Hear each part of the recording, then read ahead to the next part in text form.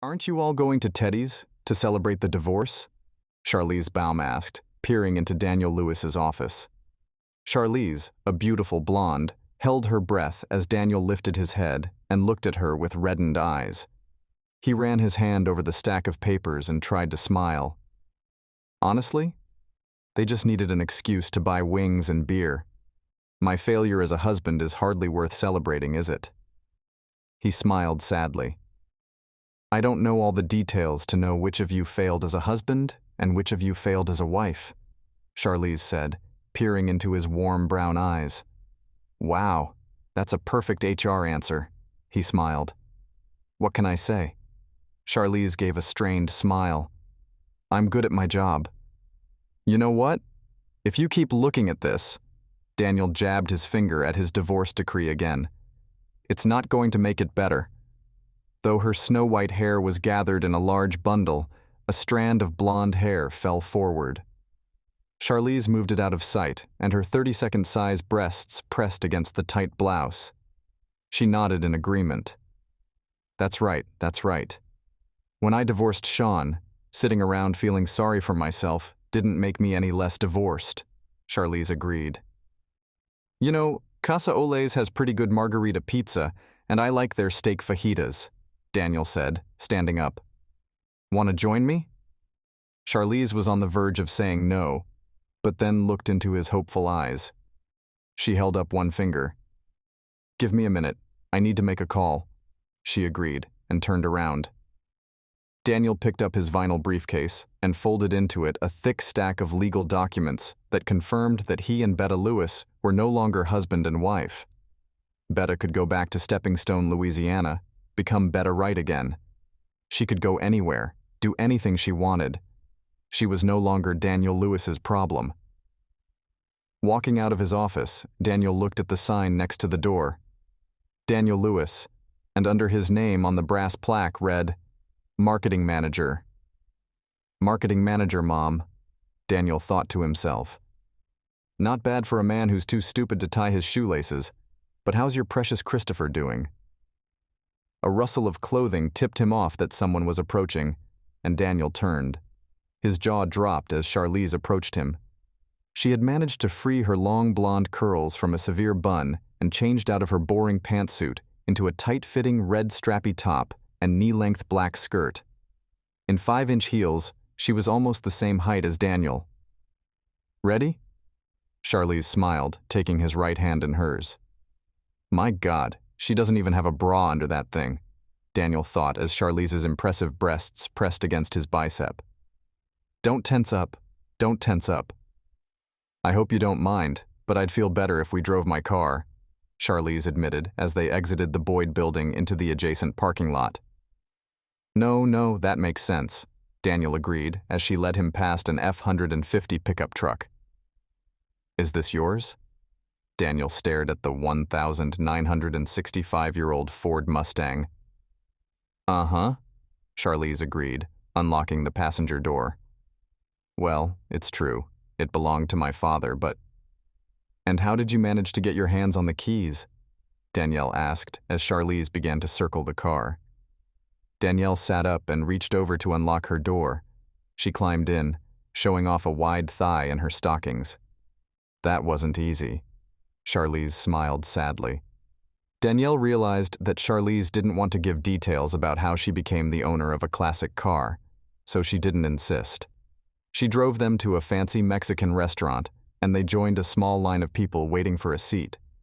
Most of the diners were just like them, business professionals looking to start the weekend with spicy food and frozen alcoholic drinks. The line moved quickly, and within 10 minutes they were seated at a table with menus in hand. Daniel already knew what he wanted, but decided to see if anything new had been added. Margarita Fridays," Daniel read on the small insert on the menu. "Blue. Have you ever had a blue margarita?" "No, have you?" Charlize smiled as the attractive red-headed waitress placed a basket of chips and a small bowl of salsa in front of them. Daniel ordered a 12-ounce blue margarita and grumbled when Charlize ordered an unsweetened iced tea. The waitress hurriedly removed herself to place the drink order. "Great. Now I'm going to feel rowdy sipping margaritas while you drink iced tea, Daniel complained. Hey, I'm driving, remember? I ordered 20 ounces. Maybe next time, okay? Charlize assured him.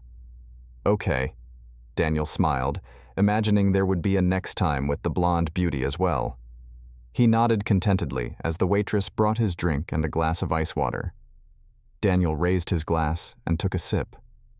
May I? Charlize asked when Daniel nodded with satisfaction.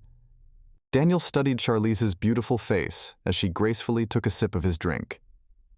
When she tilted her head and pursed her lips in concentration, he admired her square face, large hazel eyes under perfect blonde eyebrows, thin nose, and full lips. When she shrugged and smiled, her teeth were perfectly white and even.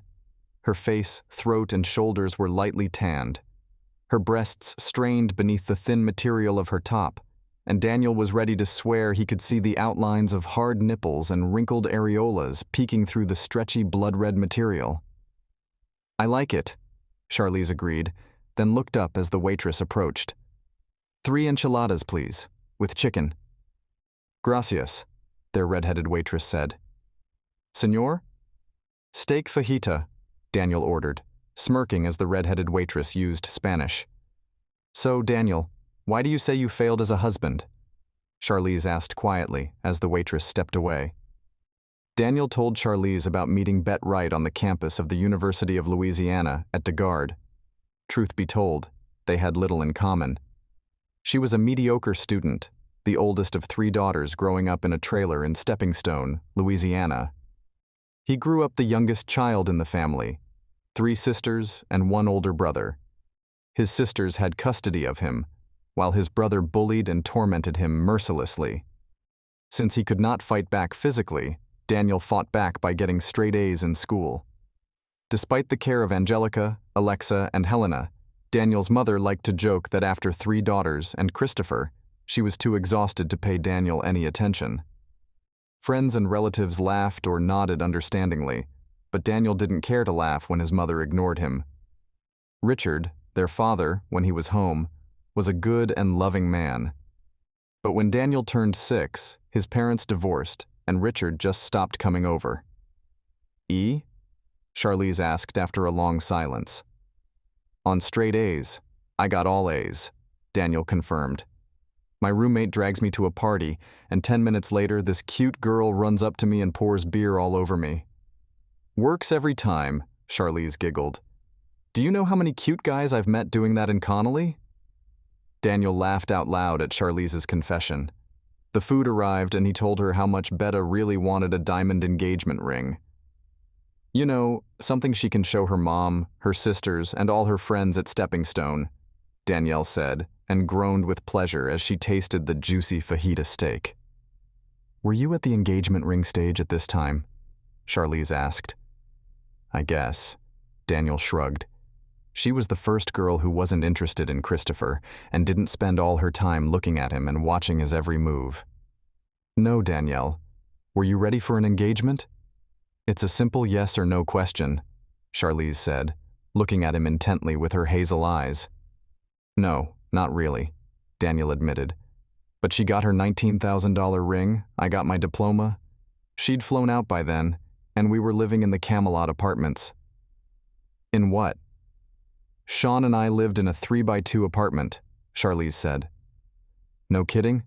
We were in a 207, overlooking the pool. Remember when Harry sent 3 of us to a conference in Santa Rosa?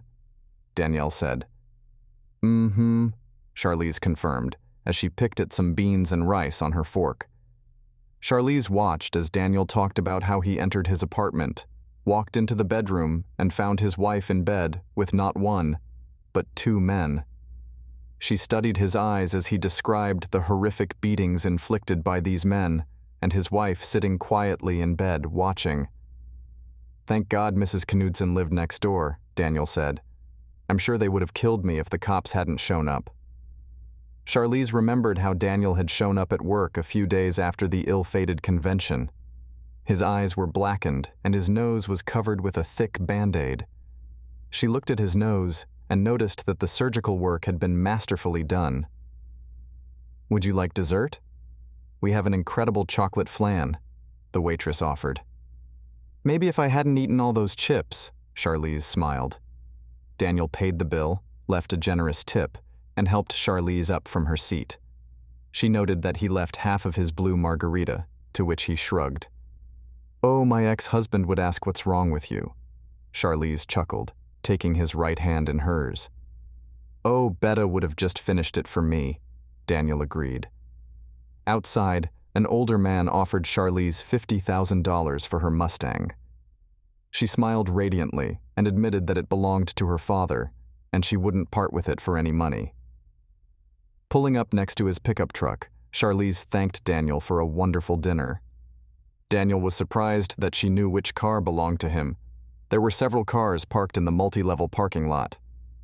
But all thoughts of anything vanished when the beautiful 23-year-old leaned over and pressed her lips to his. Her arms wrapped around his neck, and she plunged her enchilada-flavored tongue into his mouth. "Thank you," Charlize whispered, breaking their kiss. Are you kidding?" Daniel said hoarsely. "No, ma'am, thank you." She kissed him again, pressing her full breasts against him. Daniel resisted the urge to grab her breasts, pinch and pull at her hard nipples. "Hey, do you like Italian food? Have you ever been to Benito's? Do you want to go there tomorrow night?" Danielle asked. "I can't," Charlize smiled easily. "I canceled with Samantha. We were supposed to go to the Carrie Hebert exhibit at the Lopez Center. She's an artist from Mindy, Arkansas.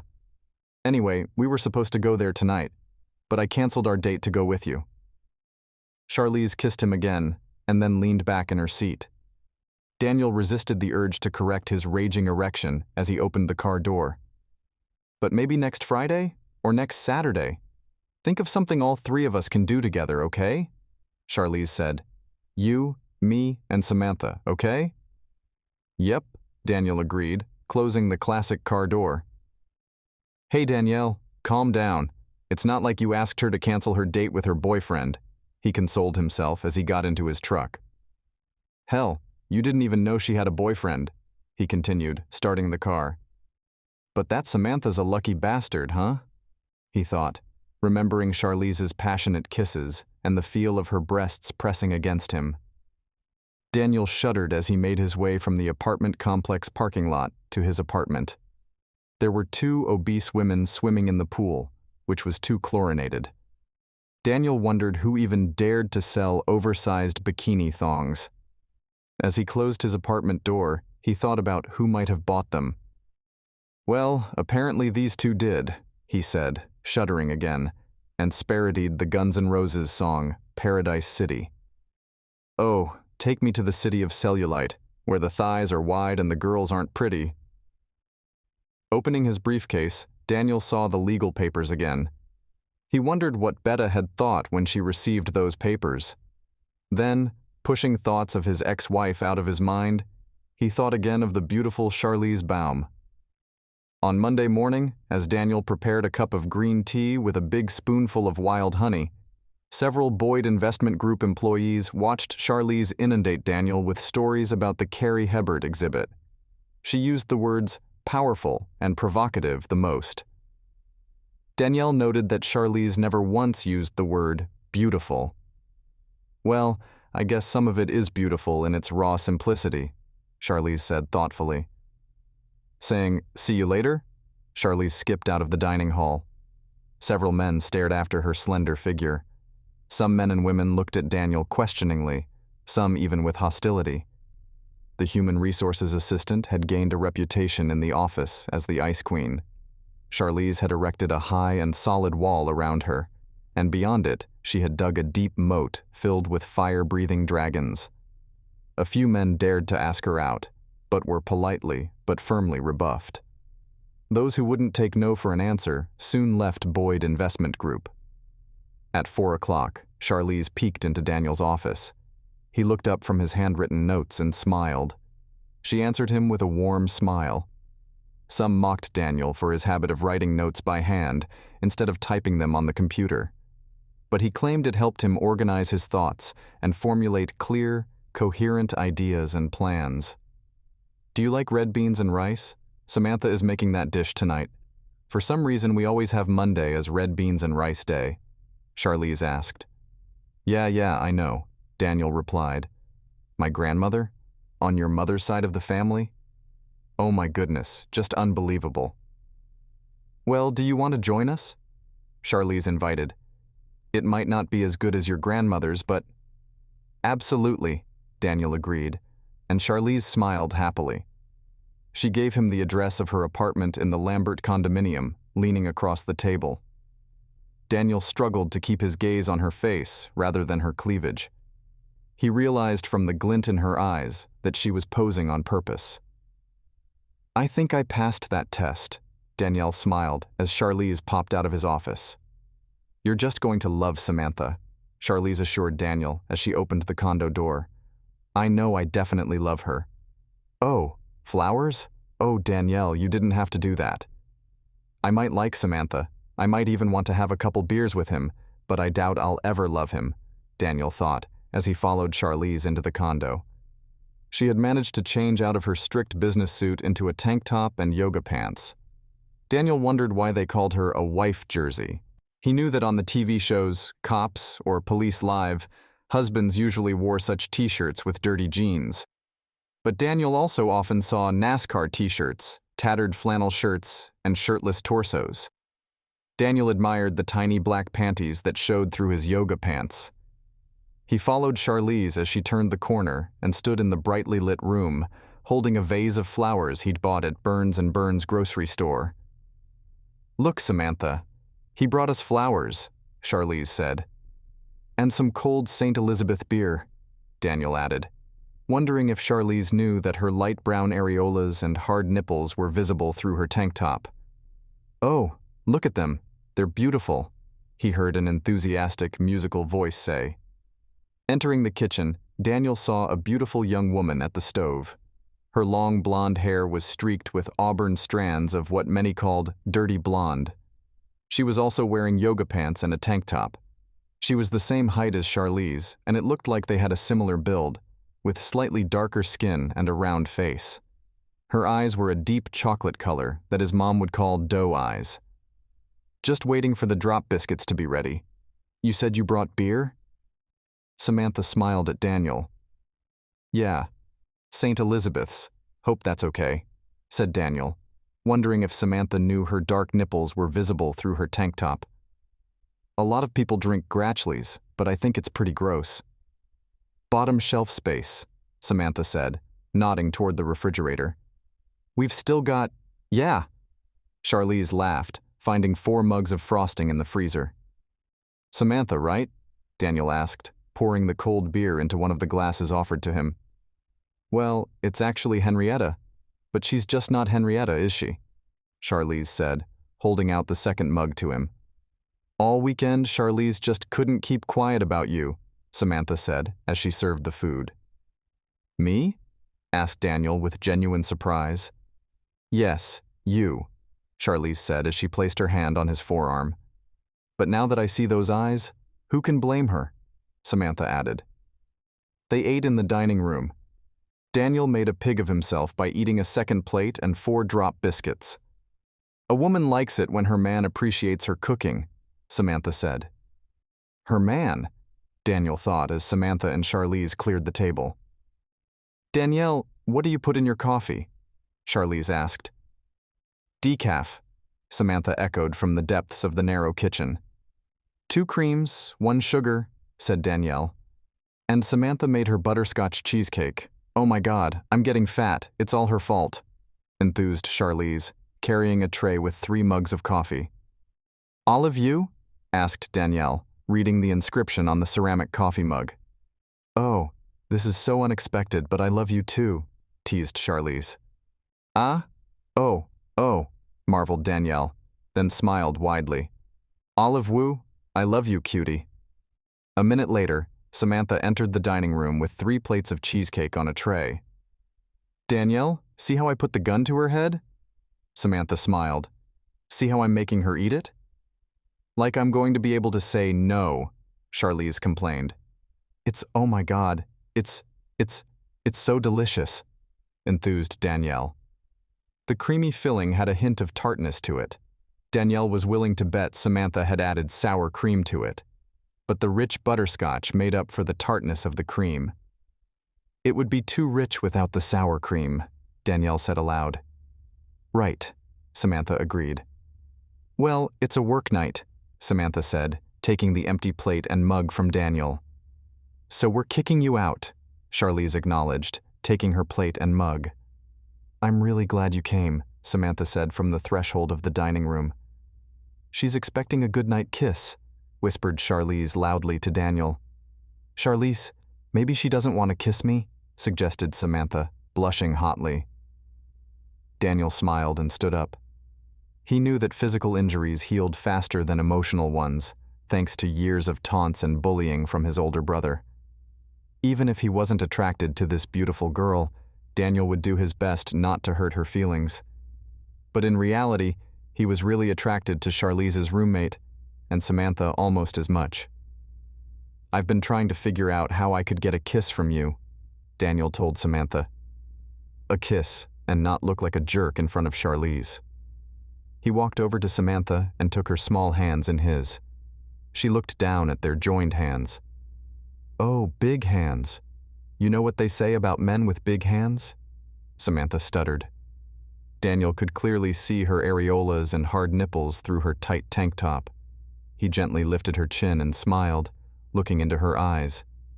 "Yeah, if we wear big gloves," Daniel suggested, and she giggled nervously. Danielle wanted their kiss to be simple.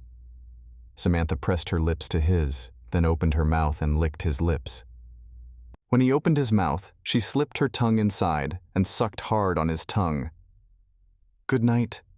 Thank you so much for inviting me," Daniel whispered, gently touching her lips with his.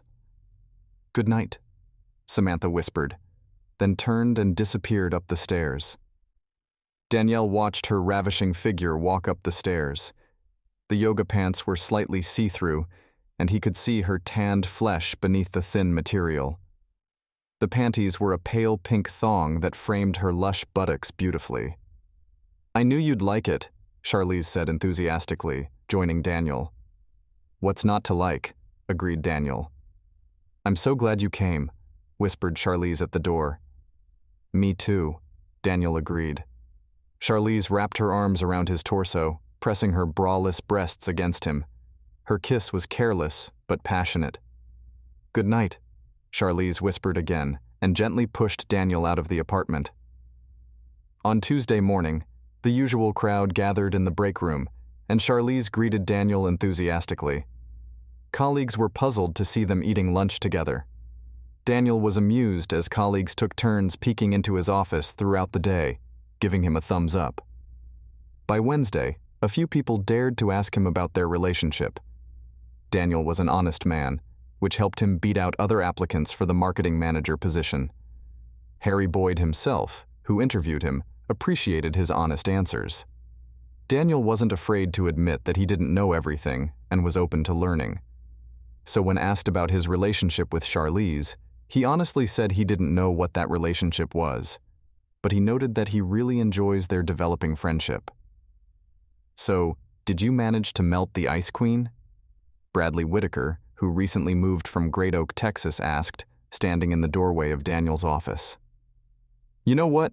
I really don't like you talking about my friend like that," Daniel snapped back. "Charlize Baum is a warm and genuine person. If you can't understand that, that's your problem. Now go. You're not being paid to hang around my office." "You are the sweetest man," Charlize marveled when they met for a coffee break at 4 o'clock. "Everyone in AA is so jealous of me," she giggled warmly in Daniel's ear. "No, they're the ones who are jealous of me," Daniel smiled. On Thursday morning, Bradley Whitaker frowned when Charlize invited Daniel to dinner. Daniel smiled. He noticed the 3 administrative assistants looking at him and Charlize with stars in their eyes, and the 4 men with envious smiles. "Samantha's making lasagna," Charlize said enthusiastically.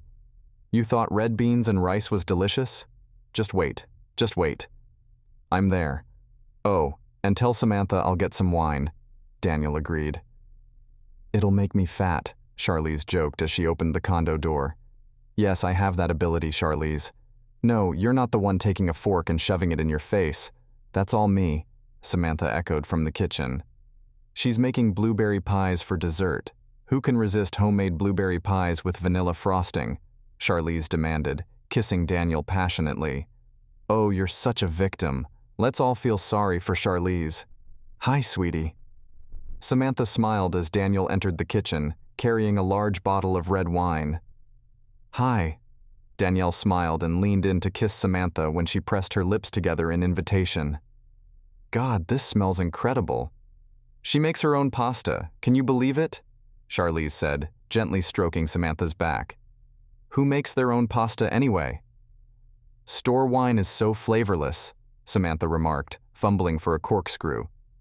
Babe, do we have a corkscrew? Don't worry, I have an army knife, Daniel said, pulling out his Swiss Army knife. Knowing there would be dessert, Daniel tried not to overeat. Although he would have liked to. Samantha used fresh garlic and olive oil when cooking the pasta sheets. A woman likes it when her man appreciates her cooking. Samantha smiled and kissed Daniel as she got up from the table. I knew she'd like you, Charlize said enthusiastically, grabbing Daniel's hand. The fresh blueberry tarts were restaurant quality, as far as Danielle could tell. Samantha's lasagna was top-notch too. It even surpassed his mother's lasagna, which Daniel always thought was the best in the world. Okay, it's a work night, Samantha announced as Daniel finished his pastries. So we're kicking you out. But you have to come up with something for the three of us to do. And no, not a movie, Charlize added. Something where we can get to know each other better. So, good night, Samantha said, standing in the dining room doorway. She's expecting a goodnight kiss, Charlize whispered loudly. Shut up, Charlize, Samantha giggled nervously. Danielle gave Samantha a warm, tender kiss. She opened her mouth and Danielle gently kissed her sweet, blueberry tongue. Samantha sighed as Danielle pulled her tightly against her. Good night, she said, and headed up the stairs. I think she likes you, Charlize hummed as she walked Danielle to the front door. I know I like you, she whispered, and kissed him wetly. Charlize purred as Daniel's hand stroked her t-shirt-clad back. I think you'd better leave, Charlize gasped as Daniel boldly ran his hand over her breast. Kissing him passionately again, Charlize led Daniel out of the condominium. That evening, the three of them made themselves comfortable in Daniel's pickup truck and headed to Hop Kim's Chinese restaurant. The trio enjoyed their meal, deftly wielding chopsticks and sampling each other's dishes. They then headed to Courtyard Bowling Alley, which was located next to the Courtyard Mall in Pinoaca, Louisiana. Charlize hadn't bowled since she was a teenager, and for Samantha, it was the first time. Bowling was a great way for the three of them to get to know each other better. It fostered friendly competition, heartfelt applause, and encouragement. They took turns playing. First Samantha, then Charlize, and last of all, Danielle. As Samantha stood up, trying to line up for the perfect throw, Charlize leaned against Danielle and whispered, her warm breath touching his ear. My mother was a beautiful blonde who loved my father, me and my sisters with all her heart, Charlize said, then applauded Samantha's three-barrel salvo. She never said, and my dad never said, but the reason they divorced was because my mom was a lesbian, Charlize shared, then got up to play. This is fun, Samantha giggled happily, leaning against Daniel's other side. Yeah, bowling is a place where no one asks you to be quiet, Daniel remarked. Samantha wrapped her arms around his torso and pressed herself against his full chest, kissed his cheek, then rested her head on his shoulder. Ha! Beat that! Charlize exclaimed, knocking down 5 pins. Daniel smiled and picked up a bowling ball. Since the establishment was only a few months old, the lanes were still quite slippery, the shoes were stiff, and the balls were free of chips and scuffs. Daniel wondered how long it would be before the establishment was as run down as the Bowl-O-Rama in Bender, Louisiana. Cautiously, he managed to knock down 1 pin. His second throw was a ball into the chute. Ha! Samantha teased him as he walked by. Samantha shrieked and laughed, receiving a light spank on her firm buttocks. Charlize smiled as he sat down next to her. "I saw your office," Charlize reminded him. It's nice." "Oh, hey, I've never seen your office," Daniel said. "And I've seen all those bowling trophies on your shelf," Charlize giggled and kissed him. Charlize shared a story with Danielle about how she lost her beautiful, wonderful, loving mom one morning in a horrible car accident. Charlize was at that point in her awkward transformation from a girl to a young woman and was in great need of a mother. "Daddy married Ms. Wendy, and no one doubted that she loved us girls," Charlize continued, then patted Samantha's 2 balloons. "You'll do better next time, sweetie." "You'll do better," Daniel agreed, as Samantha lowered herself to the floor and snuggled up to him. While Charlize tried to visualize the perfect throw, Samantha distracted Daniel. Her large breasts pressed against him, her warm breath touched his ear, and her small hand rested on his thigh. Despite this, Daniel managed to stand up and knock down 5 pins. "High school, college, and then I found out my dad had cancer," Charlize recounted. "I really needed my mom." She recounted how Roger fought cancer, but ultimately lost the battle. And in the midst of that chaos, she met Sean Goldman. "He made me laugh. He always seemed to know what to say," Charlize murmured. Valerie, Charlize's mother, made sure that Charlize, Alexandra, and Kendra didn't need anything. Valerie was very wealthy, thanks in part to her father's assets. Thoughtful investments and sound estate planning multiplied Valerie's wealth. Ms. Wendy inherited half of Roger's estate as his wife. The remainder was divided among Charlize, Alexa, and Kendra. As the eldest, Charlize was given the right to be the first to dispose of her father's classic car collection. "I was with him when he bought that Mustang," Charlize whispered. "I told him it was my car." "And now it's your car," Daniel said, bestowing a light kiss on her. "Look, see? Exclaimed Samantha. 7 pins. "You're getting better and better at this," Daniel praised, as a satisfied Samantha sat down next to him, snuggling up against him. "Was she talking about me?" asked Samantha, but kissed Daniel before he could say anything. Charlize's squeal alerted them to the fact that she had accidentally managed to whip out a backup. Samantha put her arms around the girl, and in front of the 20-odd visitors and employees, kissed Charlize on the lips. Charlize smiled, hugged, and kissed Daniel. "It's called a strike, right?" enthused Charlize. "Right? I have a strike?" "Actually, it's a backup." Daniel smiled and managed to knock down 3 pins.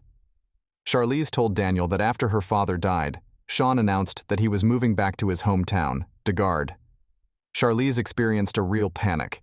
She had just buried her father, she had no mother, and now her boyfriend, her mainstay, was also leaving. In desperation, Charlize proposed marriage. Thankfully, Sean agreed. However, Charlize was not naive and insisted on a prenup. "We're going to be together forever, so you can put anything in there," Sean said with a smile.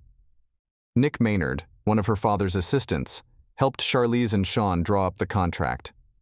Noticing that Sean often looked at Linda, the firm's beautiful and intelligent secretary, Charlize inserted a last-minute marital fidelity clause. Sean reiterated that they would be together forever and signed the contract without hesitation. Sean rented an apartment at the prestigious Camelot Apartments in Bender, Louisiana. 2 months later, on a beautiful Saturday in May, Charlize became Mrs. Goldman. The couple honeymooned at Marina del Grande Agua, a small villa on the west coast of Mexico. Charlize never wondered how they were able to afford such an extravagant vacation. Until their wedding night, Charlize managed to preserve her maiden honor. In Marina del Grande Agua, she discovered that she adored sex and craved it. She was thrilled to learn that suntan lotion could be used for other purposes as well. "Are you going bowling?" Samantha teased Daniel as he sat wide-eyed. "Give me a minute," Daniel moaned. He smiled and then laughed as he heard the delighted squeals and giggles of Samantha and Charlize behind him. A gasping, "Charlize! Well, don't!" also made him laugh when he finally managed 2 balls out of the gutter. Back home in the spacious apartment decorated with Sean's tasteful selection of expensive furniture, Charlize discovered that they owed nearly 3 months' rent. O'Neill's threatened to take away their furniture, and St. Elizabeth's Utilities sent a notice of arrears. Then came the honeymoon bill. And of course, Sean didn't have a job, Charlize muttered. Oh, he said he was looking. But in reality, he and his buddies Woody and Ricky were meeting at night, claiming they had a business that would make millions. The 3 men, Sean, Woody, and Ricky, met regularly at Charlize's apartment at Camelot, as Sean had rented it in Charlize's name. They devoured hors d'oeuvres and drank all the alcohol as they discussed go-to-market strategy, securities, and labor-intensive organizations. Charlize tried to talk sense into Sean at first. They had no product, no service, and no viable product.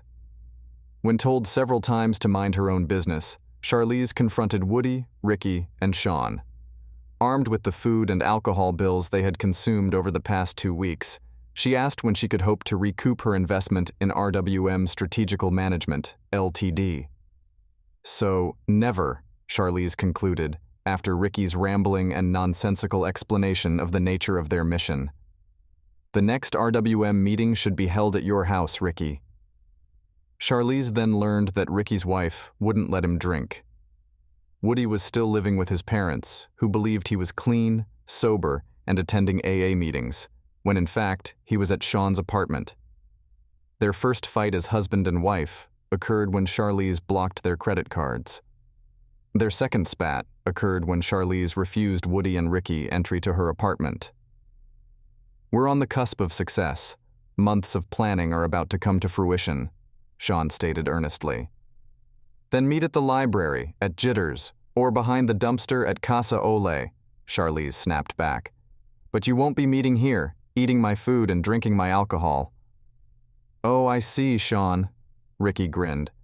Now it's clear who wears the underpants and who wears the underpants in this marriage. When the apartment manager informed Charlize that the 6-month lease was coming to an end, she decided not to renew. Sean whined, begged, threatened, and sulked. Charlize told him that he could renew the lease in his name, but not hers.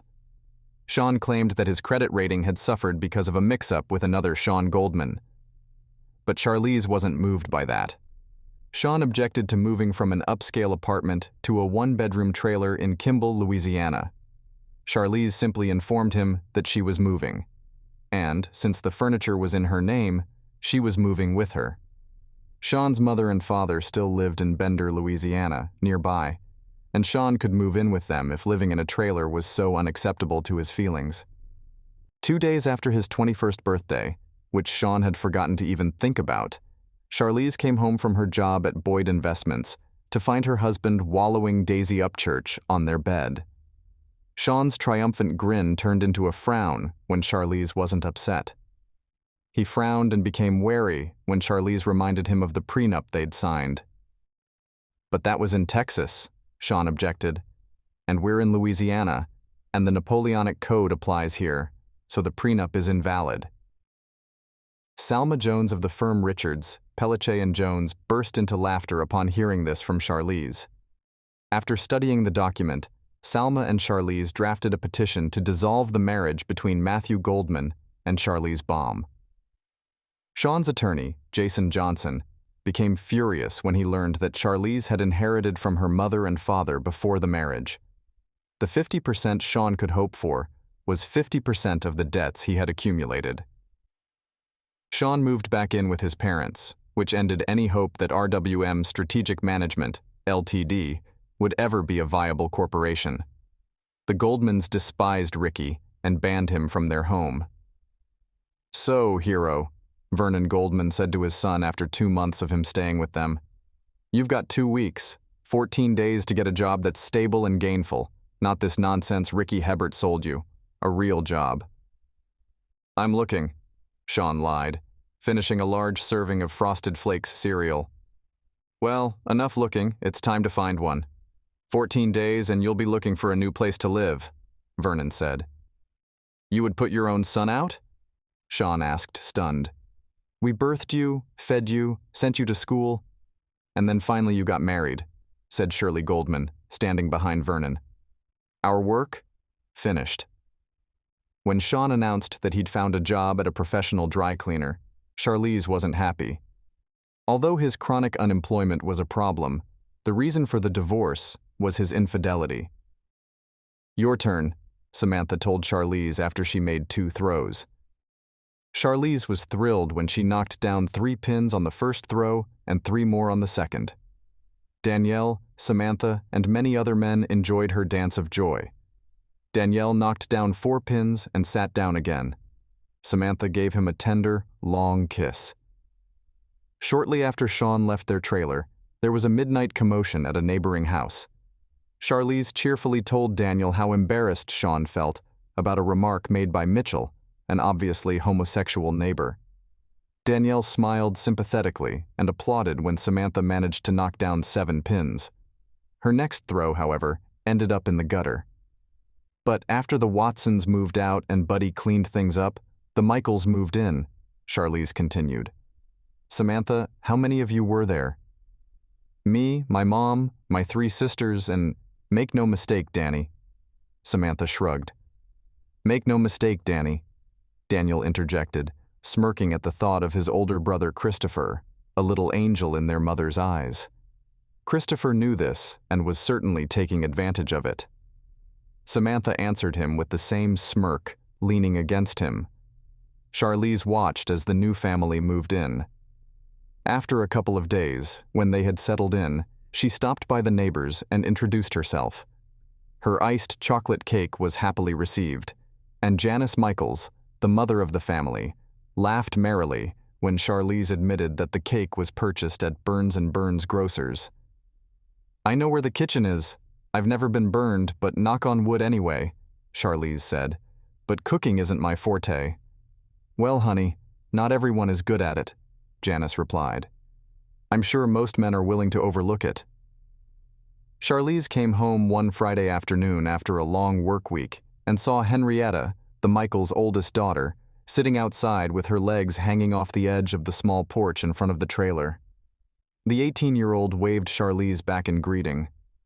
Charlize walked over and asked her what was wrong. Nothing, Henrietta admitted. Really? Isn't Kimball Academy, where you go to school, having their spring ceremony today? Charlize asked. Uh-huh, Henrietta confirmed glumly. So why aren't you dressed and ready to go? Charlize continued. Ms. Charlize, am I fat? Henrietta pointed to her plump body. Yes, you're a couple pounds over what most people consider acceptable, Charlize shrugged. But your face? And oh my God, those beautiful eyes. So when do you plan on getting ready? Ms. Charlize, no one asked me, Henrietta admitted sorrowfully. Well, their loss is my gain. Charlize smiled as she helped Henrietta up. Charlize told Janice that she and Henrietta would have a sleepover.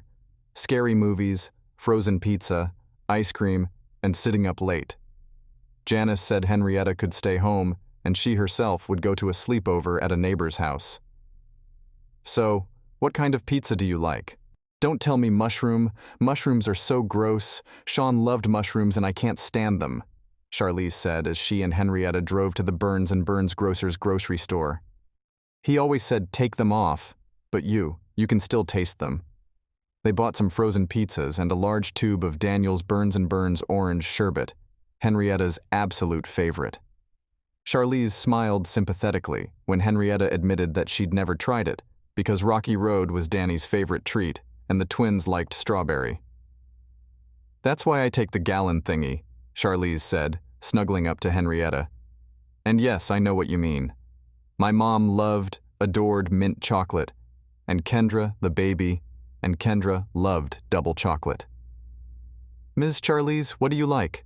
Henrietta asked as they pushed the cart through the store.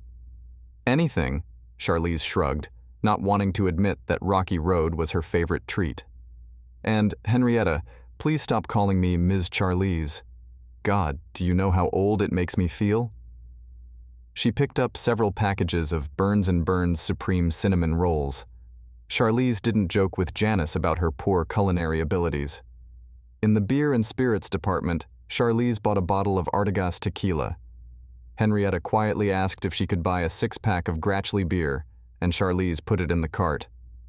"So, first things first," Charlize said when they got back to the trailer. "We need to change into our pajamas and start the sleepover." In the bedroom, Charlize picked out a cute camisole and matching panties. Without thinking, she stripped naked and got into her sleepwear. With 3 sisters and a mom, Henrietta didn't hesitate to strip down to her panties, t-shirt, and faded bra. She slipped into Garrett Hartley's number 5 Orleans Saints jersey and ran into the living room with Charlize. "Have you ever watched The Call?" asked Charlize, pushing the buttons on the TV remote. "Unless it's Cartoon Network or soccer," said Henrietta. Charlize made them pineapple juice, orange juice, and tequila. The beer still wasn't cold enough. Then, huddled together under a fleece blanket, they began watching a scary movie. After 40 minutes, Charlize started making one of the pizzas. During the well scene, Charlize and Henrietta screamed and huddled together. The final television scene caused more screaming, and they pressed themselves against each other. Charlize put on Ring 2, and they drank a cold beer. When Henrietta set aside the empty can of beer, Charlize set out 2 large bowls of orange sherbet. Now, shivering from the cold, they huddled together under a fleece blanket in the dark living room. And at the end of the second scary movie, Henrietta kissed Charlize gently, lips to lips. Charlize opened her mouth and drew Henrietta's tongue into hers, flavored with beer and orange sorbet. Charlize's hand, which had been resting against Henrietta's soft belly throughout the movie, now slid under her tank top and gently caressed Henrietta's flesh. "All my life I knew I was my mother's daughter," Charlize confessed to Daniel, placing her small hand on his thigh. "Are you a lesbian?" concluded Daniel, looking into Charlize's hazel eyes. "Bye, very, very bye," Charlize admitted, then rose to her feet. "When Miss Charlize came over to introduce herself," Samantha continued, I wanted to hate her. How can you be so beautiful and not be a bitch? Oh, I've seen girls like her all my life. They're all smiles and sweetness to your face, and then they stab you in the back as hard as they can." "Uh-huh," Daniel agreed, thinking that some boys, some men, were like that. In the few weeks of living next door to the beautiful Charlize Baum, Henrietta had noticed that Charlize's smiles and greetings never changed. Not once did Henrietta notice the underlying trace of hostility that she had always noticed in bee mothers and their obedient chickens. Charlize seemed a genuinely warm woman. "When I was 5, I went to kindergarten, you know, the big girls' school," Charlize told Henrietta, and her hazel eyes warmed at the memory. "My mom sat me down and told me she was so proud of me, her big girl. She just knew I would be the prettiest girl and the smartest." Valerie instilled in Charlize that smart or not, pretty or not, she should never make fun of others. Some children may be fat, but it is wrong to make fun of them. Some children may not know their ABCs, but instead of making fun of them, Charlize should try to help them. "I miss my mom," Charlize confided to Henrietta as they sat on the steps outside the Michaels trailer. "She sounds like an amazing woman," Henrietta agreed. Watching scary movies, feeling Charlize's body heat pressed so close to her as they cuddled under the fluffy fleece blanket, was exciting, frightening, thrilling, confusing to Henrietta. At school, her friends were crazy about Clay Craggle, Kincaid Bridges Roberts, and other popular boys. They were all vying for positions in Ashley St. Gary's periphery. Henrietta didn't understand the appeal of the flighty, pretentious, and narcissistic men of Kimball Academy's upper clique. When their outer shell is stripped away, what remains is emptiness, Henrietta thought as she looked at the reigning classmates. But sitting next to Charlize Baum, nestled bare leg against bare leg, Henrietta thought she would finally understand how her friends felt when they longed for one boy or another. The fact that Charlize was not a boy confused and frightened Henrietta. Unable to bear the clash of thoughts and emotions any longer, Henrietta acted on her feelings.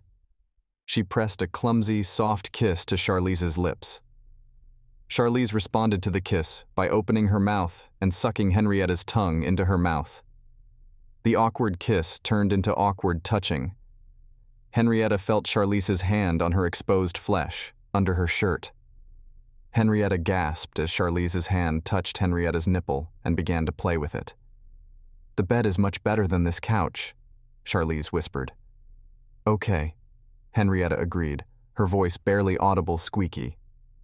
On Charlize's soft bed, the two young women lay kissing. With their hands, they touched and caressed each other. In the morning, Charlize woke Henrietta with gentle kisses. Afterward, Charlize made cinnamon rolls. She shared 3 large, gooey brownies with Henrietta and kept 2 for herself. Charlize then spread the canned frosting on Henrietta's right nipple. "Is it time for you to go already?" asked Charlize. "Oh, my mom was furious. Saturday is time for a big house cleaning," Samantha laughed in Daniel's ear. "But after we started dating first?" Charlize whispered in Daniel's other ear. "I started calling her Samantha, just because she's not Henrietta, right?" "Yeah," Daniel stammered as 2 pairs of lips gently touched his earlobes. "Now it's your turn to bowl," Charlize joked lightly in his ear. Daniel threw 2 balls toward the funnel. The first ball was accidental. The second ball was purposeful. Then he sat down and a giggling Samantha stood up. "What did she tell you?" asked Charlize, but she had already enveloped him in a hot kiss. "9! I have 9 of them!" exclaimed Samantha. "I think yes, this is our last, what did you call it?" said Charlize, standing up. "Frame," said Daniel, putting his arm around Samantha, who hugged him happily. I got 9, nanny nanny boo boo," sang Samantha, and Daniel laughed. "Did you have fun?" the older woman asked as Daniel returned their shoes to the counter. "Yes, ma'am, absolutely," Daniel agreed, picking up 3 pairs of shoes. Helping Samantha into the truck, Danielle nonchalantly patted her juicy buttock. "Yeah, that cook, Milt Duhan, he'll be at Bricks in Jazz Beach tomorrow," said Samantha, suddenly nervous as Danielle started the truck. "Yeah?" asked Danielle. Yeah, he's going to bake an apple pie," said Samantha. "Every pie sold will bring money to St. Elizabeth's Animal Shelter." "Danielle?" asked Charlize excitedly. "Are you going to take me to get apple pie?" "What about me?" demanded Samantha. "Will I be able to pick that up too?" "I promise you that you will," Daniel said, putting his hand on Samantha's thigh and leaning over the console of his truck. "I'll never leave you. Do you hear me?" "Do you want to get coffee?" offered Samantha. "Me, Samantha, are you sure?" asked Charlize in a choked voice. "I just heard him," Samantha confirmed. "He'll never leave me." With delight, Charlize kissed Samantha. Daniel had to remind himself of the road as the 2 beauties kissed passionately in the passenger seat of his truck. "I knew you'd like him," Charlize said happily as they broke the kiss. "Yay, Charlize was right. Again. Let's all be for Charlize," teased Samantha, and then giggled when Charlize pinched her ass. Danielle wasn't surprised that no one went into the kitchen for coffee. Instead, Charlize walked over to the bar and poured 3 small glasses of brandy. He nodded approvingly, looking at the label of Sear Apple Brandy, an excellent and affordable after-dinner liqueur. Samantha pulled Daniel toward the couch. She sat him down in the center and settled herself on the cushion to his left. Charlize lowered herself onto the cushion to his right and snuggled down heavily. "I remember we went to a Mexican restaurant," Charlize breathed quietly into Daniel's ear. "I knew you were right." Samantha whispered in Daniel's ear as well. She leaned over to him and kissed his neck. Daniel found himself in a quandary with his glass in his hand. He wanted to hug Samantha. He wanted to hug Charlize, but one hand was occupied with the glass and Samantha's other hand was clutching his body. And Charlize's other hand was almost motionless. "Here," cooed Charlize, as Samantha kissed Daniel on the lips with a hint of brandy flavor. Charlize took the glass from Daniel's hands and set it and her own on the coffee table. Then she gently pulled Samantha away and pressed her lips to Daniel's. Daniel twitched slightly as Charlize poured some brandy into his mouth. Her tongue followed the brandy into his mouth. She pulled away and handed Daniel her glass. "I won't say no," Charlize offered, kissing him again. Daniel took a sip of the rich brandy and pressed himself against Charlize's lips. She put her arms around his neck and opened her mouth. "Here, Danielle, do you want some?" whispered Samantha, taking a drink of her brandy. Danielle sighed as Samantha pressed herself against him. Her soft lips lay on his. Then she kissed him passionately and shared her brandy, pouring it into his mouth. "Would you like a drink?" asked Daniel quietly before kissing her. Moaned Samantha in response. Daniel poured her another mouthful of brandy. It didn't surprise him when he felt Charlize's bare breasts press against his other hand while he and Samantha kissed. "Do I need to take the bottle upstairs?" cooed Charlize as Daniel finished his drink during their kiss. "No. I want to be 100% sober," replied Danielle. "I want to know that this is reality and not some drunken dream." "You're so sweet," Samantha whispered. "I told you you'd like him," said Charlize, helping them both stand up. "Are you sure about this?" asked Daniel as Samantha climbed the first step. "Are you sure about this?" he asked, opening his eyes wide. "I am, oh God, yes, but I just want to make sure it's what you all want," said Danielle. Charlize marveled. Yeah, I want it, spoke Samantha, looking pleadingly at Danielle.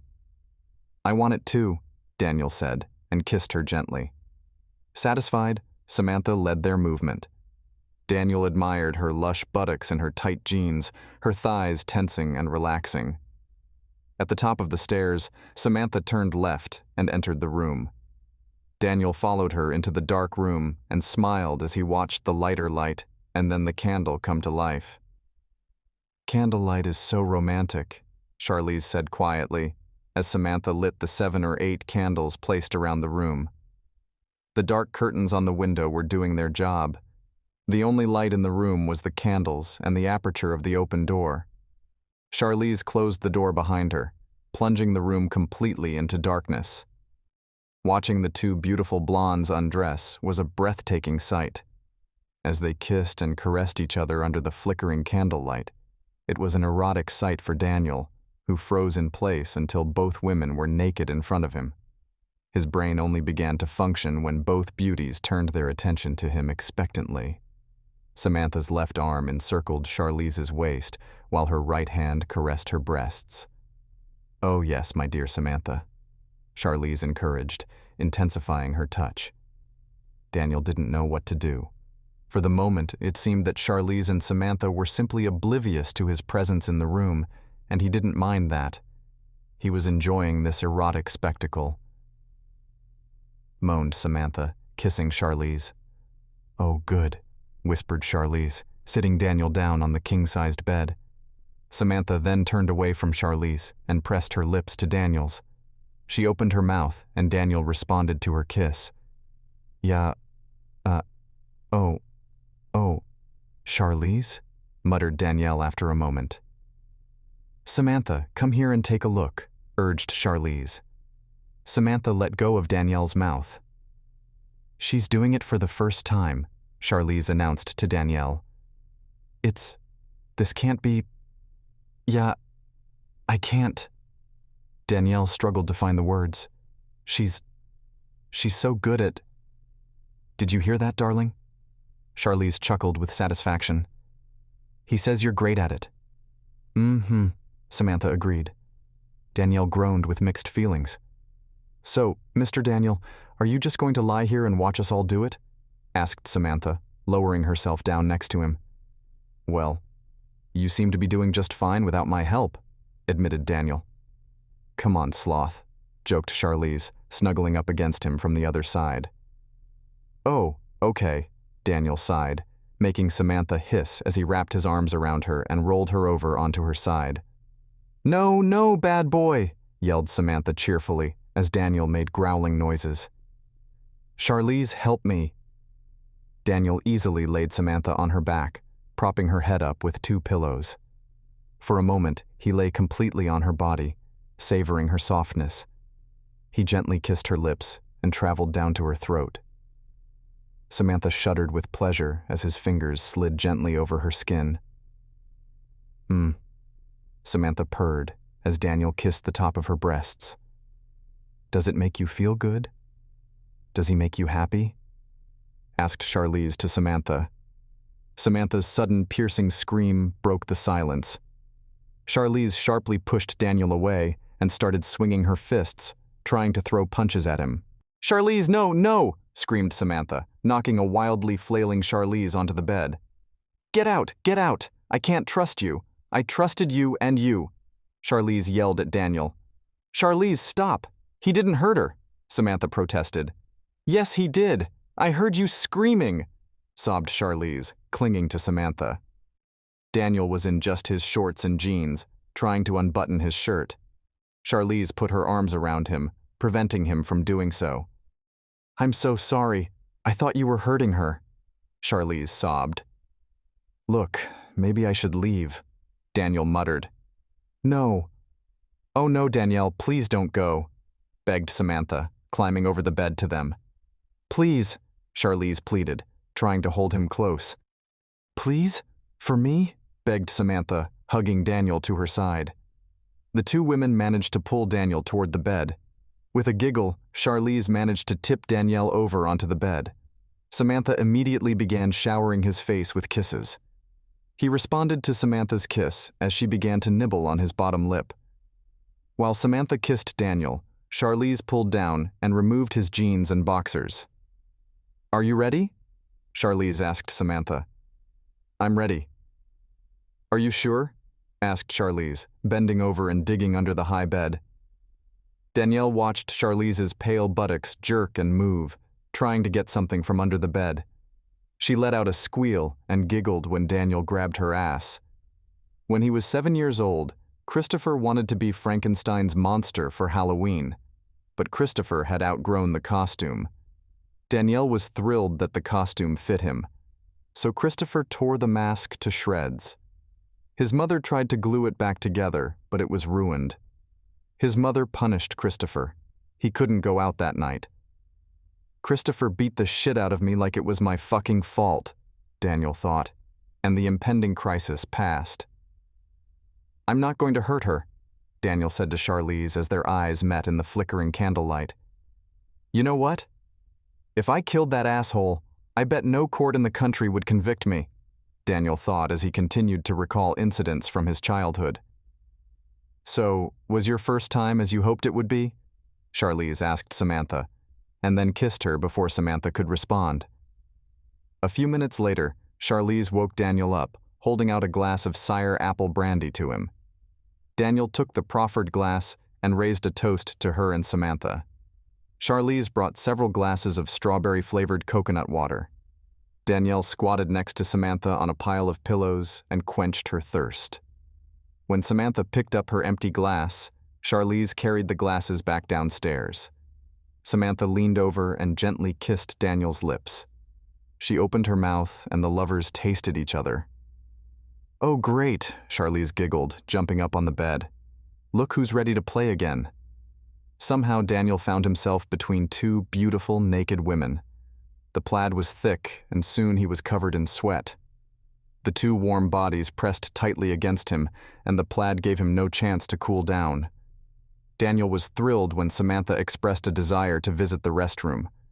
He quickly threw back the heavy blanket and got up. Then he too made his way to the bathroom to relieve his full bladder. "Come on, we're cold," whispered Samantha, returning. "Yeah," Charlize sleepily agreed. "If I die, this would look good on my grave," Daniel thought. Murdered by 2 sexy women. Samantha made cherry brownies with a pecan praline filling. Charlize complained that Samantha was trying to make her fat. Daniel decided to replenish the calories he'd used up overnight and didn't complain about the sugary breakfast. "And who's ready for love?" asked Samantha as Daniel finished his second pie. Oh, me, exclaimed Charlize. Let me remind you, you all wanted to go to that Bricks, reminded Danielle. But it's not until 2 o'clock, added Samantha. Yeah, but I need to get home, shave, shower, put on fresh clothes, Daniel said. Then we'll have lunch there and be there when Milt starts work. Okay, Charlize muttered. And if I'm lucky, I'll come back here, Daniel promised, kissing Charlize. We'll pick up where we left off. Promise? Asked Samantha, getting comfortable with her hips up on the foam ramp. Daniel showered, shaved, and thought about taking a nap, but decided on a few cups of coffee instead. Charlize and Samantha were already ready and waiting for him outside. Inside Brick Pizza, cameras were filming the event.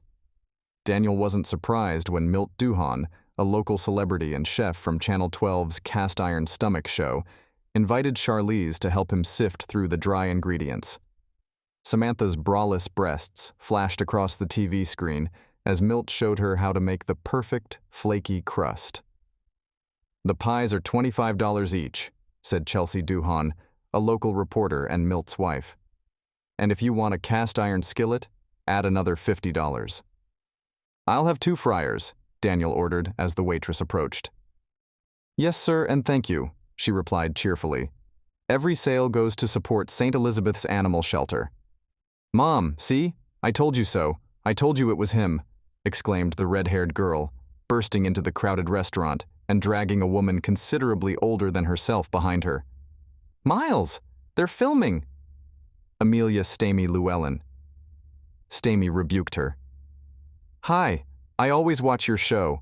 I record it while I'm at school and then watch it at home, said Millie Stamy enthusiastically, stopping when Milt Duhan interrupted his actions, staring at the unexpected guest. Miss, please sit down, please, stage manager Bill Henderson asked. I love you so much, Millie whispered as her mom and Bill sat her down in a chair. So, the stuffing is ready? I need a volunteer, Milt began as Bill signaled him to continue. Millie jumped up from her seat and beat him to it, shouting, Me, yeah, I'll do it. Wash all the dishes, sweep and mop the floors, oh, and we have one more volunteer, Milt continued as he smiled at Millie and the audience laughed. I'm serious, ask my mom, I always follow you, Millie babbled as she poured apple filling into the skillet. You're the reason I became a chef. I'm going to LG's Culinary College. You should take some classes there, I swear. Hey, Mom, does she ever take a break?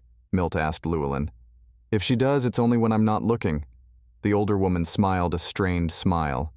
Danielle, Samantha, and Charlize sat and watched the young and ebullient 18-year-old redhead chatting passionately with the older Milt Duhan.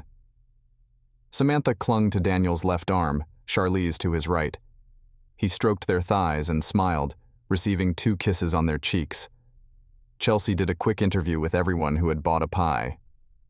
After learning that Danielle had bought them all a pie and a skillet each, she captured 2 enthusiastic kisses on camera.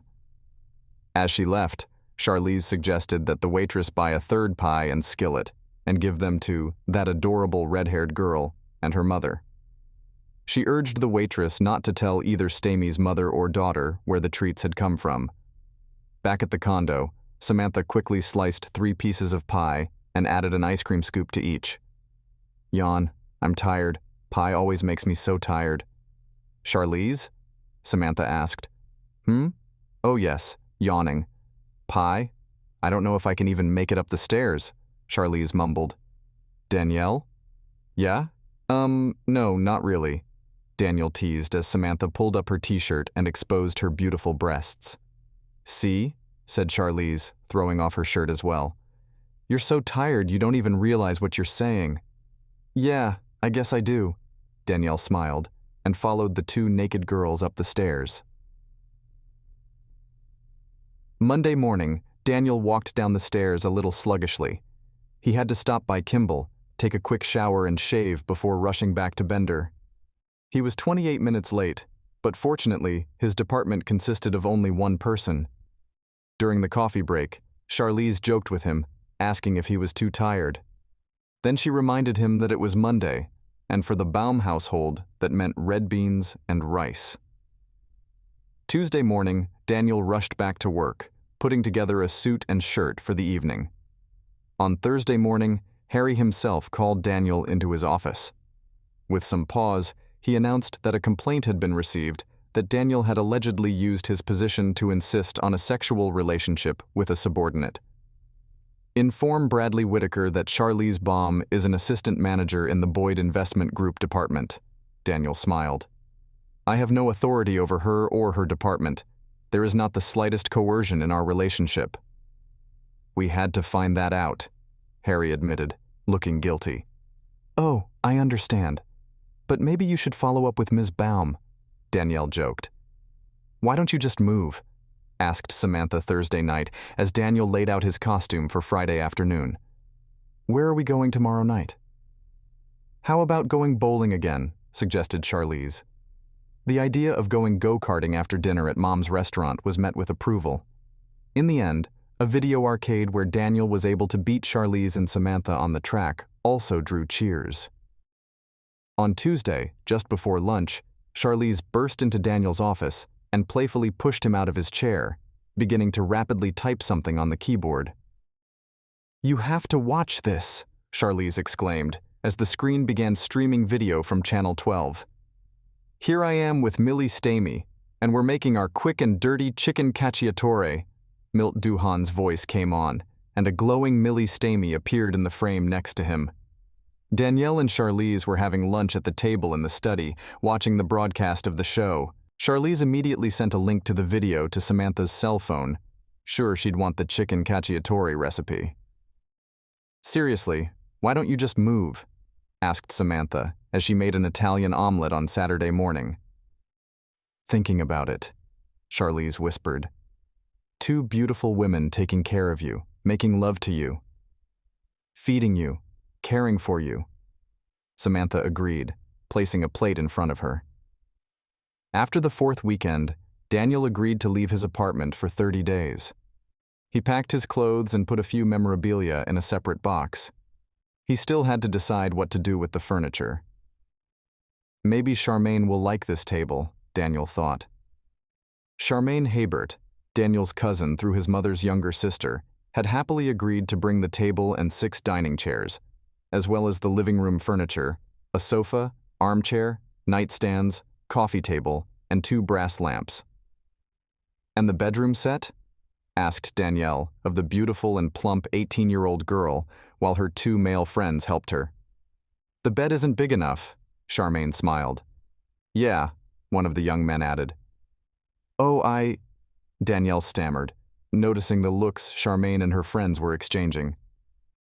If you weren't my cousin, I'd tell you there's room in our bed, Charmaine admitted, involuntarily emphasizing her form. But we're here, Danielle hastily reminded the beautiful brunette. I think Alondra will like the bed. Alondra Anders, Danielle's 19-year-old niece, along with her boyfriend and 2 or 3 other couples, were renting a double-wide trailer. Jonathan Anders and Angelica Luis were married the Saturday after graduating from St. Thomas Aquinas High School. They often joked about Michelle Anders being born 5 months premature, in November. Saturday morning after the move, as Daniel put away the winter clothes in the guest bedroom and arranged his belongings in the guest bathroom, he watched curiously as Samantha and Charlize headed to the bathroom. They usually showered after breakfast, and often invited him to join them in the large shower. So, let's wait 30 minutes and... Charlize began as they came out of the bathroom. Oh my God, that long? Samantha marveled, climbing back into bed. Hey, what are you doing? Charlize asked Daniel. Nothing much, just lying here. Daniel smiled. Really? Me too, Charlize exclaimed, clutching his morning boner in her hand. Finally, Daniel found out that Samantha was pregnant. Both girls hoped so, which is why Charlize was so excited when Samantha invited Daniel to the condominium after their date at the bowling alley. Samantha was in her most fertile period that day. I'm going to be a mom, Samantha sobbed, overwhelmed with joy. What do you think about that, Daddy? Charlize asked, and kissed Daniel before he could answer. There was no breakfast, and lunch wasn't served until 2:30 in the afternoon. Samantha was in fuzzy socks and an apron and quickly made pancakes with cheese and roasted vegetables. 2 weeks after Samantha announced her pregnancy, Daniel looked up when Charlize knocked on his door. He smiled, but immediately lost the smile when Charlize silently pointed to his office door. "Yes. Yeah, sure, you can close it," Daniel agreed. "You know, I haven't been feeling very well the last couple days," Charlize said as she lowered herself into the chair in front of his desk. "Yeah, Daniel began. "Anyway, I just got back from Dr. Turner's," Charlize muttered in a low, shaky voice. "Is everything okay?" Danielle asked, his face devoid of color. No, it can't be," Charlize cried. "Is it cancer?" Danielle squeezed out with difficulty, kneeling down next to her chair and hugging her. "I'm pregnant," Charlize sobbed. "Yeah, you... What?" Danielle stammered. "I'm pregnant. It's almost 2 months now," Charlize cried. Daniel did the math in his mind, realizing that both Charlize and Samantha had both gotten pregnant that first weekend he'd been in their bed. He smiled and hugged her tighter. "That's wonderful," Danielle said happily. "Oh my God, Samantha, she's going to kill me," Charlize wailed. "How could this happen?" "Well, you know, Dad and Mom..." Danielle started to joke, but stopped when he saw her anguished look. "I understand how it happened, but how could it have happened? It wasn't supposed to happen. It was only supposed to happen to Samantha." "Yeah, but this is... fantastic. Me, Charlize Baum, me. Will you marry me?" Danielle laughed happily. "Wait, what?" Charlize asked, looking at him in surprise. "Will you marry me?" Daniel repeated. "What, Danielle, I can't," Charlize stammered. "I realize we can't have a church wedding. I realize we're both divorced and..." Daniel began. "Yeah, Danielle, I can't marry you. I'm already married," said Charlize. "What? But you said you divorced Sean," Danielle objected. "Yeah, Sean? Yes, we divorced, but Danielle, I'm with Samantha. We're together," Charlize said with difficulty. Danielle sank heavily to the floor. Charlize's lips continued to move, but Daniel couldn't hear a word. Slowly, he rose to his feet and dazedly opened his office door. Walking through it, he sat down at his desk. "I, Mrs. Baum, ask you to leave my office," Daniel ordered, without turning to her. Inside, Daniel felt all his insides clench. He was being used by his wife Betta. He was only a means to her ends. She craved status, marriage, an expensive ring and public recognition. He victimized her by providing her with all of these things. After he provided her with everything she wanted, she decided to move on. After their divorce, Daniel found out that she had experimented with group sex and lesbian liaisons. It was just another adventure for her. All both of these women wanted now was a child. And when Samantha and Charlize conceived a child, Daniel was more unnecessary than ever before. He was disposable. 10 minutes later, Daniel sent an email to Harry Boyd, naming his personal business. Then he left the building. Entering Red's sports bar, Daniel sat down at a table and caught the attention of a waitress. She smiled flirtatiously, showing her bare breasts. "A cold St. Elizabeth's Light and a plate of wings. They should be hot," Danielle ordered, ignoring her artificial breasts. The apartment was empty. He had 2 more days before his lease was up. Perhaps his mother would let him stay at her place. "Do you want a drink?" asked Charlize, appearing by the table. "How did you find me?" asked Daniel glumly. "I followed you," Charlize admitted. "Not many people drive classic Mustangs in this town." Danielle was silent. Charlize approached the waitress and ordered an unsweetened iced tea. When the drink was placed on the table, she looked at Danielle. "I know what you're thinking, or I guess assuming," Charlize said. "And what happens when you assume?" Danielle tried to smile. "I know that you think that we, me and Samantha, used you. Charlize continued. Well, aren't we? Asked Danielle bitterly. Isn't it? The wings were presented, and Charlize tried to take one. Danielle stopped her with a hand. Honey, look, they're still hot. You'd better wait, Danielle cautioned. See? Charlize smiled. Even if you think we used you, you still… I give up. What did I do? Asked Danielle. You called me cute. Even though you're mad, you called me… And you just helped me not get burned, said Charlize, taking some celery off her plate. Danielle, Samantha, and I were discussing in vitro fertilization, seeing doctors, Charlize continued. And then I went to dinner with you. There you never once called your ex-wife. I'm sorry, I don't remember her name, but… Betta, Danielle replied, taking a bite out of a carrot. Do you see that? Even now? You could have named her something else. But you didn't. I came home and told Samantha I found a father for our baby, Charlize said, dipping a wing into the sauce. Yay for me, Daniel muttered. I told her I found a real man, and our baby will have a father who will be there for him and teach him how to ride a bike, teach her how to rollerblade. Charlize continued. Well, first the father himself needs to learn to rollerblade if I'm going to teach her. Daniel smiled tensely. And please tell me our kid isn't going to play soccer. Oh God, kill me. How can you run around so much and never score a goal? Danielle, we didn't use you, we chose you, Charlize said, whistling at the spicy heat of the wing. Hey, waitress. Yes, ma'am, the young woman replied. I need to place an order for the wings, Charlize pointed out. Split the bill? No, put it on my tab, Daniel said. Danielle, we were about to go to the clinic, but then I met the most wonderful man. Watching you score ball after ball, I prayed that Samantha would love you. Praying for you is serious, Charlize said, intertwining her fingers with his. She ate most of the wings. Daniel tucked the container with the second order away to keep for her and Samantha. He ordered sliders and potato skins with bacon himself, but Charlize ate most of it again. Please come home. This is our home, you, me, and Samantha, Charlize begged. Without you, it's just a place, not a home. Daniel shrugged slowly, admitting defeat. Charlize squealed happily and kissed him. They paid the bill and walked out of the bar together. I'll take that order with me, Charlize said as she packed the rest of her food. No, I'll make sure Samantha gets it, Daniel smiled. If she doesn't eat it all, I'll finish it. Yeah, we love you, Charlize promised.